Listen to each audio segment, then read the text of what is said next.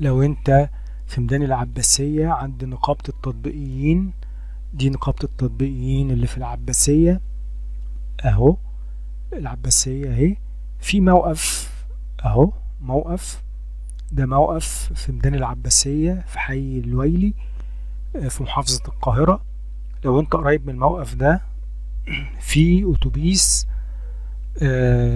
اهو، الاتوبيس ده 1088 بيروح 15 مايو من العباسية، وبيطلع من عن طريق الاسطورات ويروح ايه 15 مايو. وفي 3 ستات بيروح المنيب، ده ميدان العباسية، موقف العباسية بيروح المنيب. ما تنسوناش تدعمونا باللايك والشير. هنشوف الاتوبيس اللي داخل ده مسرة رايح شبرا من ميدان العباسية. شكرا، ومتنسوناش تدعمونا باللايك والشير، والى اللقاء، وتفعلوا الجرس.